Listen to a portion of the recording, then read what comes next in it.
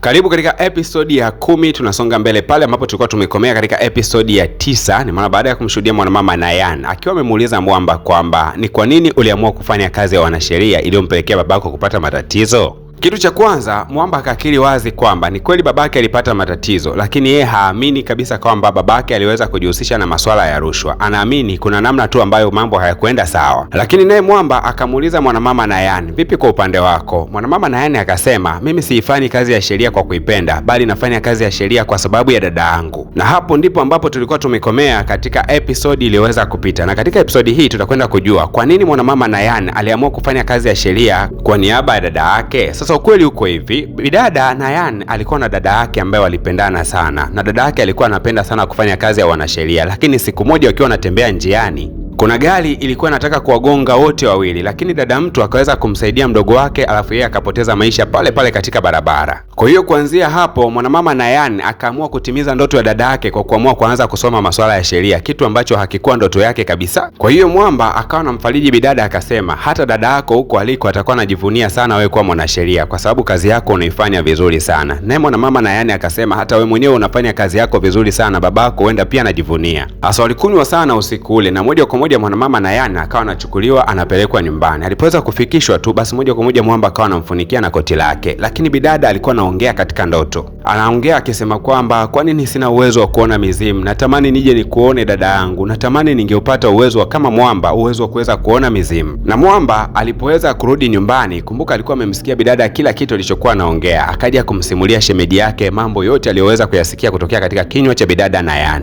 Akaeleza wazi kabisa akisema kwamba ni kama mwanamama Nayan anatamani sana kuona mzimu wa dada yake, na mimi natamani kumsaidia. Kwa nataka nirudi katika ile ofisi yangu nikawashe tena kile kibatali ambacho kilinisababisha niwe na uwezo wa kuona mizimu. Na Mwamba kweli kabisa akarudi katika ofisi yake, akawasha kile kibatali kama kawaida, akaanza kuvuta ule moshi. Kweli kabisa bwana, dakika kadhaa hivi Mwamba akajikuta amezimia kama ilivyo kawaida, na baadaye kuna mzimu mmoja wa kike ukajitokeza. Na Mwamba alikuja kugundua kwamba huu mzimu uliweza kujitokeza ndio dada yake na bidada Nayan. Jina lake unafahamika kama Soyang. Hasa ile mzimu umeweza tu kujitokeza moja kwa moja ukauvaa mwili wa Mwamba Yan, na moja kwa moja ukawa unashuka chini, kwani ulikuwa umesikia kuna kelele za mwanafunzi alikuwa akionewa. Basi ulipoweza kufika pale ukaanza kusema kwamba hebu acheni kumwonea mwenzenu haraka sana. Miamba si wakawa wabishi bana, walitembezewa kichapo vibaya sana. Na moja kwa moja Mwamba akakamatwa na akapelekwa katika kituo cha polisi. Sasa alipofika ndani ya kituo cha polisi akawa anaongea na ule mzimu, na huu mzimu unasema kwamba mimi niko tayari kupigania haki za wengine, na ndio maana ndoto yangu ilikuwa ni kuwa mwanasheria. Hasa siku zote mizimu huwa haikumbukagi kabisa matukio yaliyoweza kupita nyuma mpaka pindi utakapomtajia jina lake na kumtajia tarehe yake ya kuzaliwa. Na kweli kabisa Mwamba akataja tarehe ya huyu msichana na jina lake. Na baada tu ya kutajiwa vitu hivyo, basi mzimu huu ukaanza kuelea, na moja kwa moja kumbukumbu za maisha yake ya zamani zikaanza kujirejea. Na baada ya kukumbuka kila kitu, mzimu huu ulikuwa unasikitika sana baada ya kukumbuka juu ya mdogo wake anayefahamika kama Nayan. Akaanza kuuliza, dada yangu anayefahamika kama Nayan yuko wapi? Akaanza kuuliza, vipi dada yangu ameweza kufanikiwa kutimiza ndoto yake ya kuja kuwa mwimbaji maarufu sana ndani ya Korea? Lakini Mwamba alijikuta amepatwa na kigugumizi kwa sababu dada yake wala hakushikilia ndoto yake ya kuwa mwimbaji, bali akaamua kushika ndoto ya kuwa mwanasheria ili atimize ndoto za dada yake. Lakini dakika hizo hizo mwanamama Nayan akaja kama mwanasheria katika kesi ya Mwamba Ilang, kwa sababu jamaa ameweza kuwapiga watu mitaani. Kwa hiyo yeye amekuja kama mwanasheria kupande wa kumtetea. Sasa dada yake ambaye ndio mzimu akawa anashangaa kuona kwamba eti dada yake amekuwa mwanasheria.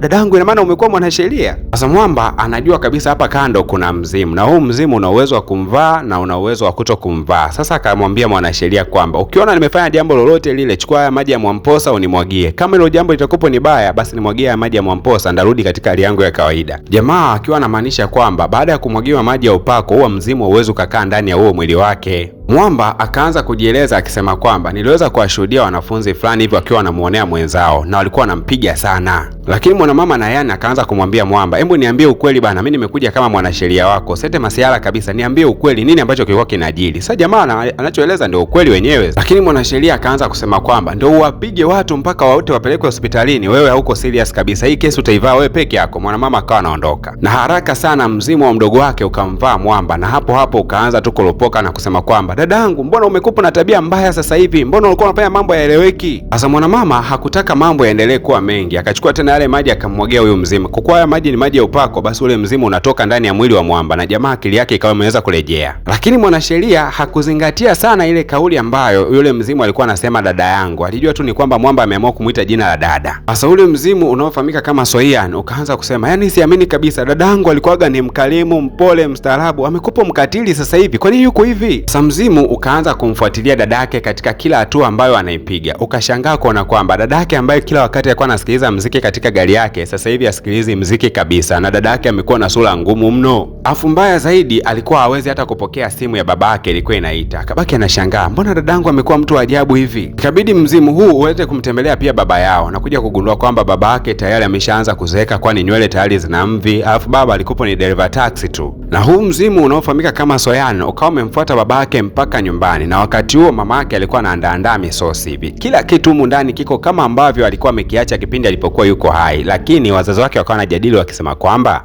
Nayan amekuwa akilalamika sana kwamba haipendi nyumba wala hapendi kuishi katika eneo hili kabisa. Akabaki anashangaa, Nayan inaonekana amekuwa msumbufu sana sasa hivi. Hasa huku upande wa pili, wale vijana watatu ambao walikuwa wamepigwa na mwamba Ian ni watoto wakishua sana. Sasa Director Jeng ndio alikuwa ameagizwa kwenda kusimamia kesi yao. Kumbuka kwamba Director Jeng ni mwanasheria mkubwa sana. Na mwamba akasema, sijali kwamba nyie ndio mlikuwa chanzo cha ugomvi ama hamkuwa chanzo cha ugomvi. Ninachotaka ni kumsweka ndani mtu aliyekuwa amewapiga. Ni nani aliyekuwa amepiga? Wakasema kwamba ni mwamba Iran. Sasa jamaa anajua wazi kabisa kwamba Iran sometimes anatumia strange power, yani nguvu za kustaajabisha, na anahisi kabisa jamaa ana uhusiano na mizimu. Akawa anauliza hao wanafunzi kwamba kuna kitu chochote cha ajabu ambacho jamaa alikifanya eneo la tukio. Hasa kwa kuwa mwamba Iran alikuwepo yupo gerezani, kwa hiyo hali ya familia yake kidogo ilikuwa ni mbaya, kwani wazazi wake kila wakati walikuwa akikopa pesa kwenda kumlipia jamaa aweze kutoka. Mwamba akawa amehuzunika sana. Na ule mzimu unaofahamika kama Soian ukaanza kumwomba jamaa msamaha kwa kusema kwamba nimekuingiza katika matatizo, naomba unisamehe sana.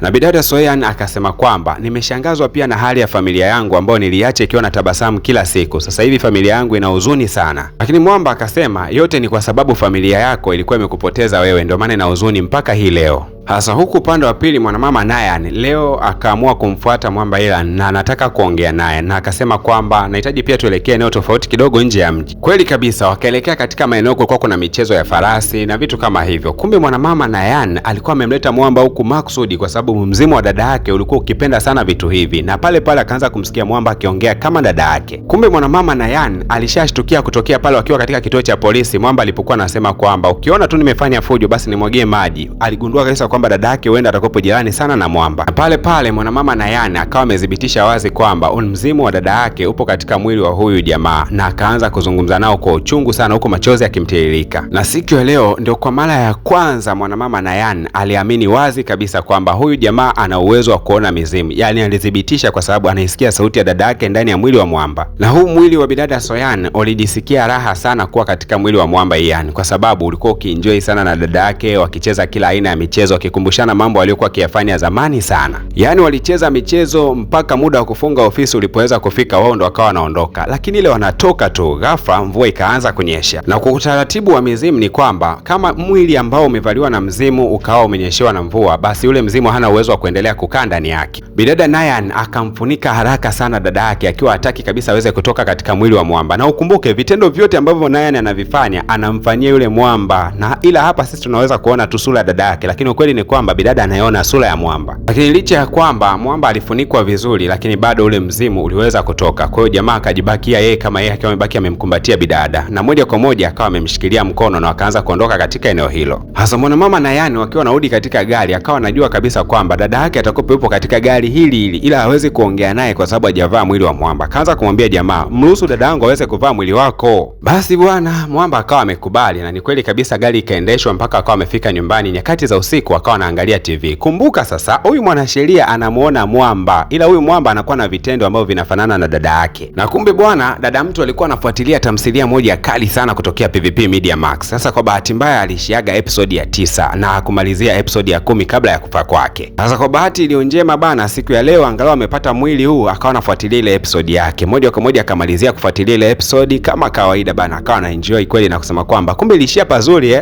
Alafu pia wakaingia kucheza mchezo ambao walikuwa wakiucheza wakiwa wako pamoja, yeye pamoja na dada yake, mchezo wa karata. Walikuwa wanacheza sana nyakati za usiku. Sasa leo kwa sababu yuko katika mwili wa Mwamba, wakacheza sana huo mchezo. Lakini pia baada ya michezo kama yote, moja kwa moja wakawa wameandika katika karatasi vitu ambavyo dada mtu angetamani kufanyiwa kabla hajaweza kuondoka katika ulimwengu huu. Ukweli ni kwamba aliandika vitu vingi sana: kucheza katika makempu, kufurahi, kutazama nyota, yani mambo mengi kama hivyo. Na kwa kweli Mwamba alikubali kuyafanya yote hayo kwa niaba ya dada mtu, na walitembelea katika maeneo hayo, na bidada Nayan alijikuta ametabasamu muda mrefu. Lakini pia mwanamama Nayan akasema, natamani we Mwamba Iran uweze kunywa pombe kwa niaba ya dada yangu, kwa sababu anasema mtu akilewa huwa anaongea hata yale ya sirini. Kwa nataka kujua siri za dadangu ni zipi, kwa hiyo unatakiwa kunywa pombe. Basi bwana, gambe likawa limeletwa mezani, wakaanza kushambulia pale. Baada ya hapo wakaanza kupiga stori. Sasa dada mtu anamuuliza dadake, kwa nini dadangu umekuwa mwanasheria na sio mwimbaji kama ulivyokuwa umesema? Dada mtu naye kumbuka pia anapiga gambe kama kawaida, akasema bana, mimi nimekubali kuwa mwanasheria kwa sababu ninataka kutimiza ndoto yako. Sitaki kabisa kutimiza ndoto yangu mpaka sasa hivi, kwa sababu waimbaji ni wengi sana ila wanasheria ni wachache. Na bidada akasema, sasa kwa nini upokei simu za wazazi wako wanapokuwa wamekupigia? Kwa sababu nimeona hujapokea hata simu ya baba leo katika gari yako. Alafu kwa nini haurudigi nyumbani kwenda kuwasalimia wazazi? Lakini mwanamama Nayani akasema, ni asili ya ulimwengu kwamba tutakapokuwa wakubwa lazima tutajitenga mbali na wazazi. Na kuhusu swala kupokea simu, naomba unisamehe tu. Hasa ukumbuke wanaendelea tu kunywa gambe kama kawaida. Sasa huu mzimu bana unaofahamika kama Iran ulikuwa umeweza kugundua kwamba Mwamba alikuwa anampenda sana dada yake. Kwa hiyo wakati huo wanaendelea kunywa, wenyewe huu mzimu ukavizia katikati ukawa umemtoka jamaa, ili jamaa aweze kueleza hisia zake kwamba anampenda dada mtu. Kumbuka si kwamba mtu akilewa ana mtindo wa kuongea ukweli. Mwamba jambo la kwanza baada ya kutokwa tu na ule mzimu akaanza kusema kwamba iko siku dada yako ataelekea mbinguni na wewe utatakiwa kujua namna ya kuvumilia kuishi naye mbali. Lakini bidada akasema kwamba natamani kuendelea kuishi na dada yangu milele hivi hivi ambavyo tunaweza kuishi naye. Lakini jamaa akasema hicho kitu hakiwezekani na sio vizuri kabisa kwa mzimu kuishi na binadamu kama hivi. Na Mwamba akasema kama tu dada yako atakuwa na utumia mwili wangu, manake muda wote ambao utaishi na dada yako utakuwa ni kama vile umeniua mimi kwa muda. Lakini Mwamba akasema leo nitakapokuwa narudi nyumbani kwangu basi nitakuachia dada yako, ila utakuwa na uwezo wa kuongea naye, ila yeye akiongea na wewe hautokuwa na uwezo wa kumsikia. Ukweli ndio mambo yatakuwepo hivyo, mimi narudi nyumbani kwangu. Basi bwana, usiku ulipoweza kufika, mwanamama Nayani akaanza kuongea na dada yake sebleni, anapiga story peke yake. Dada yake anamsikia ni kweli, lakini hawana uwezo wa kuonana wala kusikilizana kwa chochote kile. Lakini baada ya michezo yote bidada alikuwa ameicheza na kupiga story na dada yake, baada ya kugundua kwamba dada yake hana uwezo wa kumjibu, akajikuta anapatwa na huzuni sana, akaingia katika maeneo ya mabafu akalia mno. Lakini pia hata dada mtu na yeye alikuwa akilia sana kwa sababu hana uwezo wa kuzungumza na dada yake bila kutumia mwili wa Mwamba Iran. Na bidada akawa ameshtuka kwamba kama ataendelea kubakia katika hali hii ya mzimu basi itamtesa sana dada yake na huenda dada yake atakuwa anaingia katika dimbwi kubwa sana la mawazo. Akawa anamwambia Mwamba, nahitaji kuondoka katika dunia hii nirudi mbinguni. Lakini kabla ya kuondoka katika ulimwengu huu alimwomba Mwamba aweze kushiriki chakula kimoja tu ambacho kimeweza kupikwa na wazazi wake, kwa sababu amemisi sana chakula ambacho wazazi wake walikuwa wakipika. Na kwa kufanya hivyo itamsaidia yeye mwenyewe kurudisha mahusiano mazuri kati ya dada yake pamoja na familia yake. Na kama tu wazazi wake na binti yao wakaweza kupatana na wakawa na mahusiano mazuri, basi nafsi yake itaondoka kwa amani. Basi Mwamba bila hata kupoteza muda akawa amekubali, na kesho yake ndio ikawa siku ya kwenda kuwatembelea wazazi. Kumbuka kwamba hapa atakayekuwa anaonekanika atakuwa anaonekanika Mwamba. Na bidada akawa anasema kwamba sijajua kama nitaweza kuzungumza na wazazi kupitia mwili wako, itakuwa rahisi kweli? Lakini jamaa akasema jitie moyo, inawezekana kabisa. Na mwanamama Nayani naye alipoweza kufika nyumbani kama kawaida minuniano tu na wazazi wake, akasema nimekuja hapa mimi hata sky sana, nataka mnipikie chakula fulani mimi niondoke zangu. Lakini wazazi wakawa wanasema ungebakia angalau hata kwa masaa matatu tuweze kupiga story. Lakini bidada akasema mimi sina muda. Mama mtu kila akitaka kuzungumza na binti yake hata kumgusa mkono, basi binti yake anarudisha mkono nyuma. Ni kama vile mtoto hataki kabisa kuwa jirani na wazazi wake. Hasa sababu kwa nini mama mtu anachukiwa sana na binti yake, ukweli ni kwamba siku ambayo bidada ameweza kupoteza maisha, basi mama alimlaumu sana binti huyu na kusema kwamba wewe ndio umeweza kusababisha kifo cha dada yako. Hasa ile kauli imekuwa ikijirudia sana katika akili ya mwanadada Nayani, ndio kitu ambacho kinasababisha anaichukia familia yake. Kwa nini ilimlaumu siku ambayo dada yake ameweza kupoteza maisha? Na sababu kubwa ilikuwa ni kwamba bidada Nayani alikuwa amemwalika dada yake kwenda kutazama bendi ya muziki. Kumbuka kwamba Nayani alikuwa anapenda sana sana masuala ya muziki, na hiyo siku ndo alikuwa ametaka kumchukua dada yake kazini ili waweze kushiriki katika hiyo bendi. Hasa wakati mama alikuwa analia, akawa anasema, kwa nini ulikwenda kumchukua dada yako kazini mkashiriki kwenye bendi? Wewe ndio umeweza kusababisha kifo chake. Wakati wa msiba mwanamama alilopoka sana hayo maneno, na mama naye aligundua kosa lake lilikuwa ni lipi. Ikabidi kumwambia Nayan kwamba naomba unisamehe kwa maneno mabaya ambayo nilikuwa nimeyazungumza siku ya msiba. Na wazazi wakaendelea kusema kwamba tulijua haya mambo yatasaulika yenyewe, lakini tumekuja kugundua kwamba kadri muda unavyozidi kwenda ndivyo ambavyo unazidi kujitenga na sisi. Sio kitu kizuri kwa mtoto kujitenga na wazazi wake. Lakini bidada akasema, wala sijawahi kuwalaumu nyie, bali najilaumu mimi mwenyewe kwa kuweza kusababisha kifo cha dada yangu. Lakini mama mtu akasema, hapana bana, ilikuwa ni ajali tu, wewe ukuweza kusababisha kifo chake. Basi mwanamama Nayan akajikuta analia sana,